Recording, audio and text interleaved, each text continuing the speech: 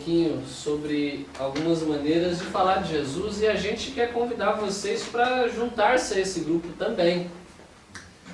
Sem ser nesse sábado, no próximo, a gente vai estar junto com essa galera aí, aqui na nossa região, distribuindo esses livros para as pessoas aqui em volta também. Então a gente vai distribuir alguns desses livros aqui. Esse foi o que a gente distribuiu também no ano passado, tem alguns ainda para serem distribuídos, que falam como que Deus está preocupado com a nossa saúde. O Evangelho não é apenas vida eterna, mas qualidade de vida também. E temos um outro livro também, que é o livro que alguns de vocês talvez já ganharam aqui de presente. Se não ganharam, a gente dá esse presente para vocês. Tem algum aí fácil, Romário, do pastor Ivan? Que é o livro do pastor Ivan Saraiva, pregador da TV Novo Tempo, aquele que está ali no cantinho esquerdo, né, do Está Escrito. E é um livro que tem sido fantástico, tem abençoado muita gente, e a gente vai distribuir gratuitamente para as pessoas esse livro aqui na nossa região. Então no dia 20, se você quiser juntar aqui com a galera, fazer parte dessa força-tarefa, você está convidado para se juntar aí nessa caravana para falar um pouquinho sobre essa esperança viva que a gente acredita. Esse é o livro que a gente vai distribuir no sábado, dia 20. E interessante, é bom antes da gente entregar para a pessoa, a gente saber o que está escrito nele, né? Então eu queria saber se alguém aqui não tem esse livro, por acaso, a gente vai dar um presente para você. Alguém aqui não tem? Então, opa! Não é seu aniversário hoje, né? Mas você já ganhou um presente, olha aí, se mais alguém... Hã? Hoje é advogado, pode ser. Viu, ó, tá aí, ó. Então, Cláudio, então você também merece, né? Mas já tem. Não, então você vai ganhar um presente para dar para um advogado de presente, olha aí. Pode ser mesmo? Então você vai dar para aí algum amigo advogado, né? Pode falar que ele não ganhou nada. Então, para quem quiser aí ajudar a gente na distribuição desse livro, que tem sido muito bacana, para você ter uma ideia, às vezes a gente não entende, né? Teve um outro dia no primeiro semestre que o pessoal de toda a igreja adventista na América do Sul saiu para distribuir esse livro. Aqui no Rio de Janeiro a gente está fazendo esse num dia diferente exatamente por causa das Olimpíadas. Mas me chamou muito a atenção que eu vi na rede social uma moça que colocou uma publicação na página dela dizendo o seguinte: olha, eu não sei quem jogou isso aqui na minha casa, mas eu gostaria de agradecer. Ela mencionou que era um muro relativamente até alto, mas a pessoa passou lá no dia e tacou o livrinho lá dentro do quintal dela. Falou: não sei quem foi, mas eu gostaria de agradecer porque esse livro tem abençoado demais a minha vida. Então a gente tem a oportunidade de oferecer esse presente para pessoas e com certeza vai ser algo que vai ajudar a outras pessoas conhecerem esse Jesus que a gente tem conhecido e com certeza tem feito uma diferença gigantesca na vida da gente, né? Eu quero convidar você hoje a fazer uma reflexão talvez um pouquinho diferente do que a gente está acostumado a fazer aqui. Aproveitando esse clima de Olimpíada que a gente está vivendo, né? Tentando pegar esse clima pra gente. Eu não sei como é que você tem reagido à Olimpíada. Eu gosto de tentar ver aí tudo que dá para ficar assistindo, eu gosto de tentar ficar vendo. E às vezes na correria do trabalho não dá pra gente ver tanto, né? Hoje mesmo eu tive que sair sem saber quanto ficou o jogo de handebol do Brasil. O Brasil ganhou. Tava ganhando. O Brasil ganhou. Ganhou da Alemanha? Ganhou da Alemanha. Não foi de 7-1, mas a gente tá chegando lá, né? 4 gols de vantagem. Já é um caminho. A gente de fato não tá tão feliz assim, porque realmente o desempenho de medalhas ainda pode dar uma melhorada, né? Mas se tudo der certo, vai até o final da Olimpíada ainda, tem muita água para passar debaixo da ponte. Mas esse clima olímpico, ele mexe muito com a gente. E é interessante que a Bíblia, ela também fala desse contexto. O apóstolo Paulo, ele fala desse contexto. As Olimpíadas aqui do Rio, elas já renderam muita coisa, né? Já renderam situações cômicas, já renderam algumas gafes internacionais, já rendeu muita polêmica, muita crítica, mas também rendeu bons elogios. Teve muita gente que criticou a Vila Olímpica, né? Muitos atletas aí fizeram uma série de críticas. O nosso ilustre prefeito Coitado de Maricana. cometeu uma grande gafe, né? E o povo, eu achei legal que o australiano ele reagiu bem-humorado, né? E deu um canguruzinho de presente para ele, foi muito bacana. Nosso prefeito, né? Ele não tem, né? Ele é um garoto que realmente... Tem muito que aprender ainda, né? Tem muito que aprender. Teve gente preocupada com a questão da segurança, teve gente preocupada com a questão do mosquito, teve gente preocupada com uma série de coisas, mas parece que quando a cerimônia de abertura começou, parece que as críticas começaram a diminuir também, a galera está tentando se preparar para uma boa Olimpíada. Eu ainda não... Eu gosto muito de ver, eu não consegui ver ainda a cerimônia de abertura, quero ainda parar para ver, mas falaram que foi muito bacana. A imprensa internacional elogiou demais. E tirando, logicamente, alguns problemas que acontecem em todos os lugares, a gente tem tido uma Olimpíada satisfatória. Não sei quem aqui já teve a oportunidade de assistir a algum evento, mas com certeza tem sido um privilégio para a gente aqui no Rio. Nós fomos assistir foi o quê? O Polo Aquático. O Brasil só perdeu de 9-3. E vamos lá, Brasil! Faz parte, faz parte. Esse ano fez bem, papai. Mas ela torceu bastante. Mas eu não vi você lá, não. Não. É que nem todo mundo aparece. Você foi lá? Apareceu minha prima. Na televisão. Ela Ela lá, tem missão. Ela não viu a televisão. Apareceu só minha prima, não apareceu. Ela desapareceu. E com certeza isso vai ser uma coisa que a gente vai carregar na nossa memória para sempre, né? Mas eu acho bacana porque eu trouxe aqui algumas curiosidades sobre os Jogos Olímpicos, quando eles surgiram. Não sei se vocês conhecem a história das Olimpíadas. Eles surgiram na Grécia Antiga e, na verdade, quando as Olimpíadas começaram, ela era, na verdade, um festival religioso, onde as pessoas elas se reuniam ali para celebrar o culto aos deuses e fazer uma série de jogos. Acontecia na Grécia de 4 em 4 anos e a primeira Olimpíada foi atribuída ao ano 776 a.C. E desde aquela época foram momentos muito importantes. Para você ter uma ideia, na época em que aconteciam as Olimpíadas no Império Grego, as guerras elas paravam. Os arautos eles iam anunciando nas cidades, olha, vai começar os Jogos Olímpicos e tudo mais. E as cidades que muitas vezes guerreavam entre si, eles paravam em respeito às Olimpíadas. E apenas cidadãos gregos de nascimento, livres e homens, poderiam participar dos Jogos Olímpicos antigamente. Só os gregos? Só os gregos. E tinha que ser cidadão livre e mulher não participavam. A seleção acontecia previamente nas cidades de cada um deles e após essa seleção eles passavam até 10 meses treinando na cidade de Olímpia, onde aconteciam os jogos. Eles eram examinados, eles passavam por um teste rigoroso para ver se eles estavam de fato em condições de participar. As chamadas Olimpíadas da Antiguidade elas aconteceram até o ano de 393 depois de Cristo.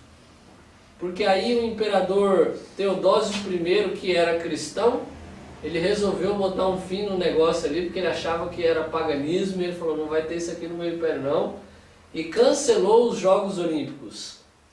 Mas para você ter uma ideia, antigamente as modalidades elas não eram tão abrangentes quanto são hoje.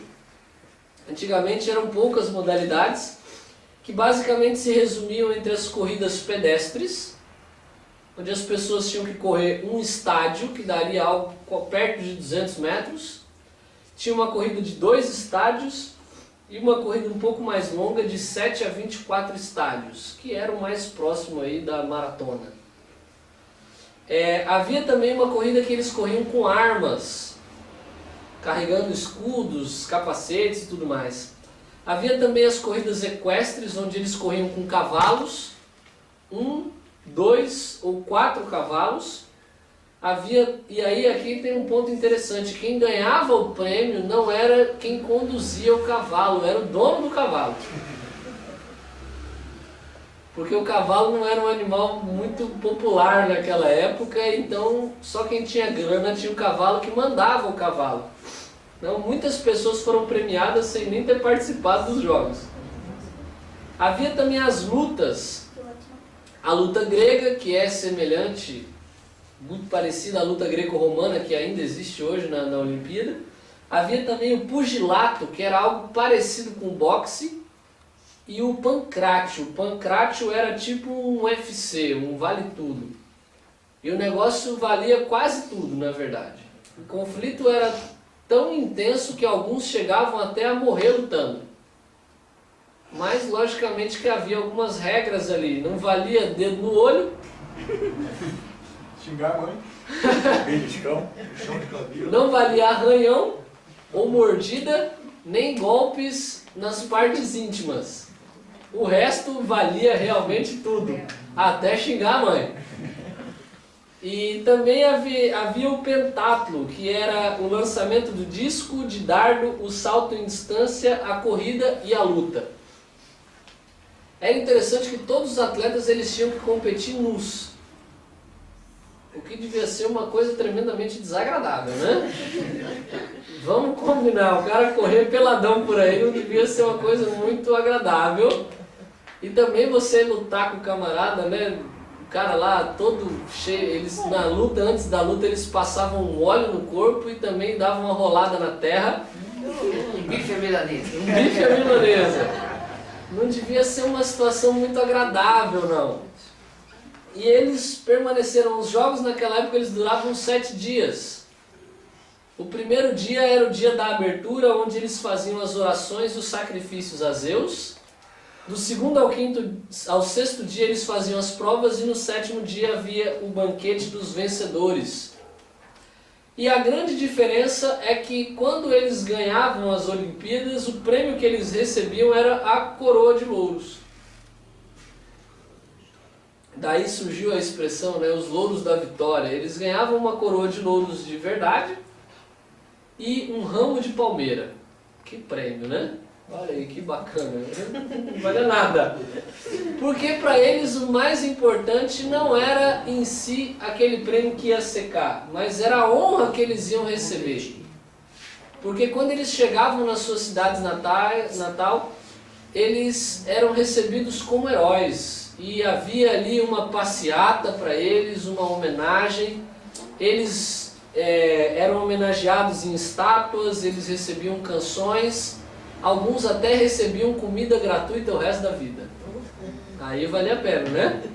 Principalmente se tivesse feijão, né? Aí era um negócio que... Hã? Se não morresse na luta. Se não morresse na luta, né? O cara conseguia se dar bem.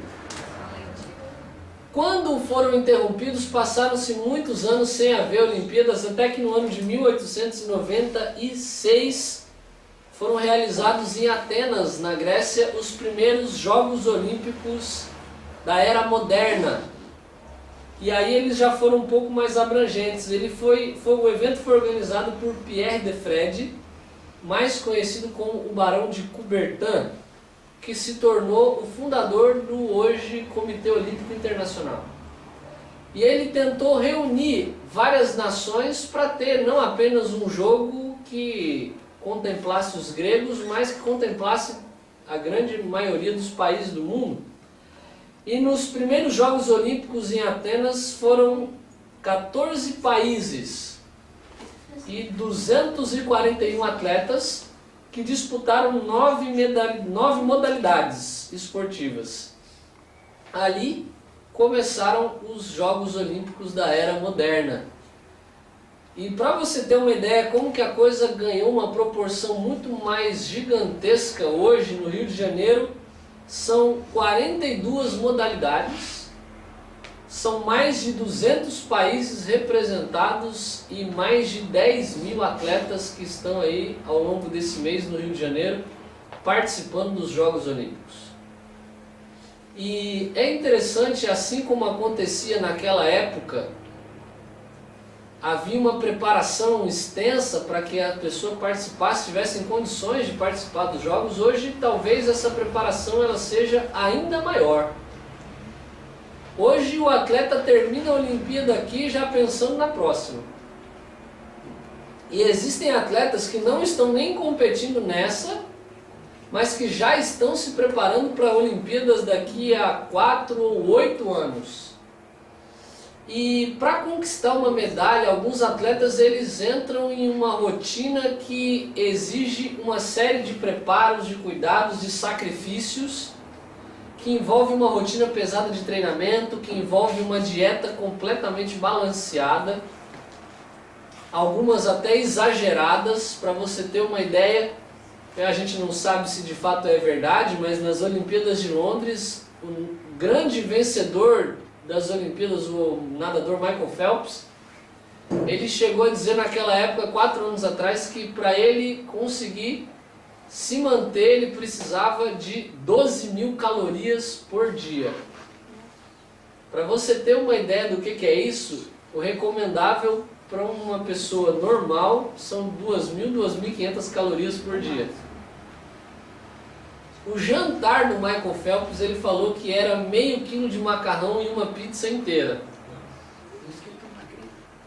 Né? E ele tinha que ingerir uma quantidade de carboidrato gigantesca porque ele treinava todo dia e queimava tudo aquilo ali na piscina. E continuava magro. O campeão dos 100 metros rasos, o Usain Bolt, ele falou que na Olimpíada passada ele comeu, durante o período das Olimpíadas, mais de 1.000 nuggets de frango. Também para dar para ele energia para conseguir correr. Ele falou que agora, como ele está velho, não pode comer tanto assim mais, porque o corpo dele já não queima mais. E ele está tentando substituir agora o frango pela batata, um carboidrato um pouquinho mais leve. Mas as pessoas, elas às vezes têm que abrir mão de horário de sono, eles têm que ter um sono completamente rigoroso. Vários atletas têm que até 11 horas estar dormindo, e 1 hora antes eles têm que parar com qualquer acesso à tecnologia para a mente descansar bem.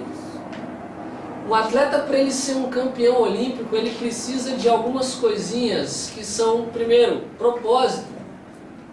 Ele precisa saber onde ele quer chegar, o que ele quer alcançar. Ele precisa de planejamento. E esse planejamento às vezes vai durar 1, 2, 3, 4 ou até mais anos. Só que para cumprir esse planejamento ele precisa de foco. Porque senão ele corre o risco de, no meio do percurso, se distrair com outras coisas. E além de foco, ele também precisa de disciplina. Porque, convenhamos, não é fácil você manter aquela rotina ali rigorosamente todo dia. Enquanto seus amigos estão se divertindo, enquanto as pessoas estão aproveitando a vida, o cara está lá, acordando de madrugada para treinar o dia inteiro, para dormir cedo e abrir mão de sua vida social e familiar muitas vezes. É importante a pessoa também ter persistência e continuar. E saber que às vezes a medalha não veio nessa, mas pode vir na outra. É importante a pessoa ter motivação. Porque senão ele vai desanimar. Às vezes ele participa de um campeonato, o resultado não é o que ele espera e ele corre o risco de desistir. E acima de tudo ele também precisa ter um ótimo trabalho de equipe. Porque por mais que ele participe sozinho da prova, sozinho ninguém consegue chegar lá. Não é fácil ser um campeão olímpico.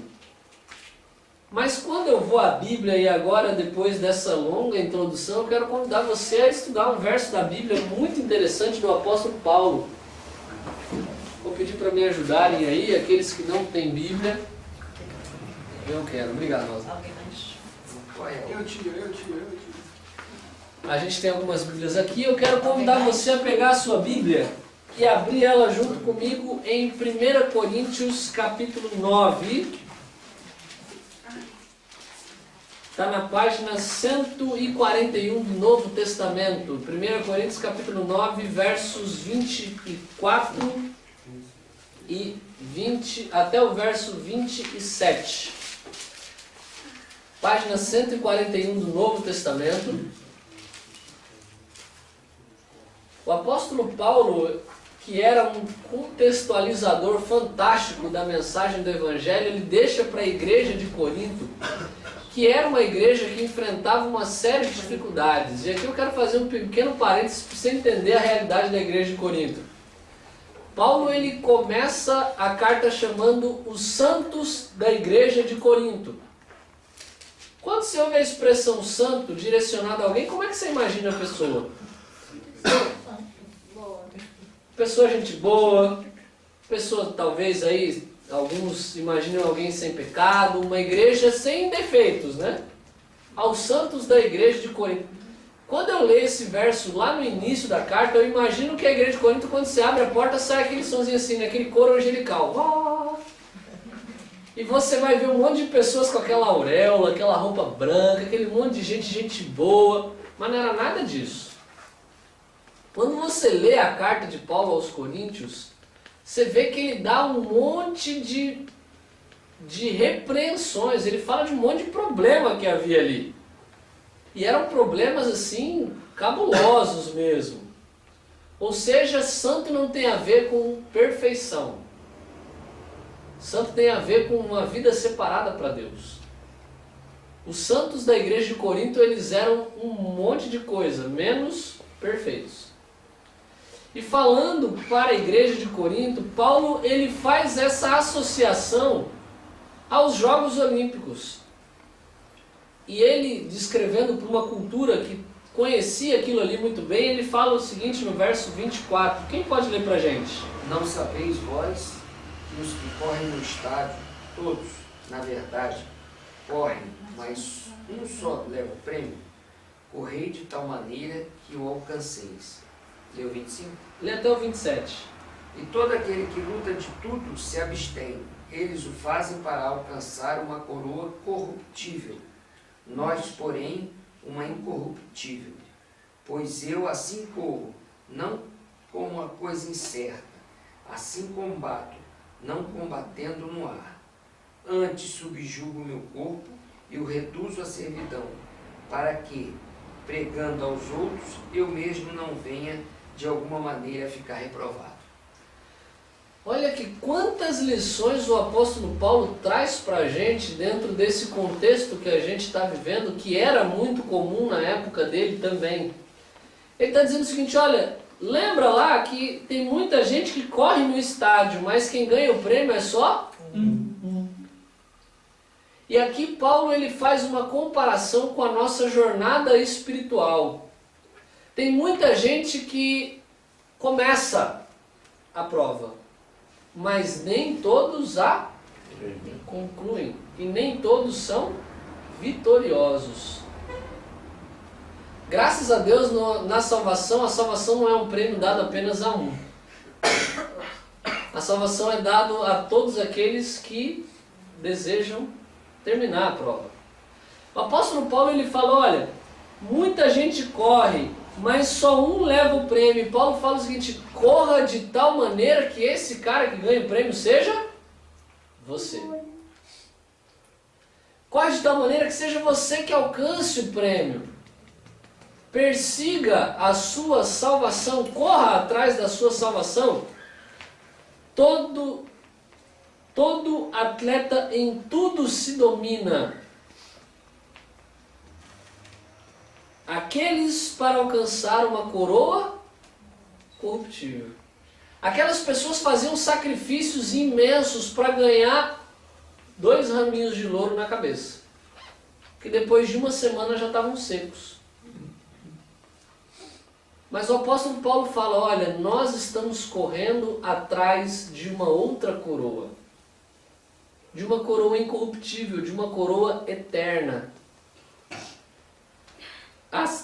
Assim corro também eu, não sem meta, não sem objetivo. Assim luto, não como desferindo golpes no ar, não como fazendo coisas sem propósito. Tudo o que eu faço possui um propósito, possui um objetivo. Qual é o objetivo?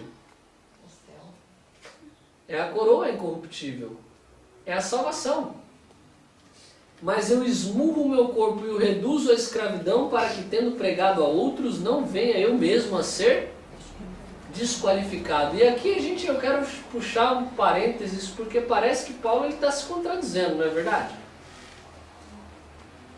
Paulo ele é o apóstolo que mais fala sobre a graça. Mas quando a gente lê esse verso aqui, não parece que a gente tem uma participação na nossa salvação? Eu preciso correr, eu preciso me esforçar, eu preciso lutar, eu preciso ter um objetivo. E aí? A salvação não é um presente? Aqui Paulo ele ensina para nós um conceito muito profundo que talvez aqui seja onde a gente gere a maioria das dificuldades em entender a graça. Paulo ele é o apóstolo que mais fala sobre a salvação como sendo um presente que Deus oferece. Mas Paulo também é o que mais fala sobre o meu esforço na vida e na jornada cristã. E aqui a gente precisa fazer uma separação. O contrário de graça não é esforço. O contrário de graça é merecimento. Eu sou salvo pela graça, eu não a mereço.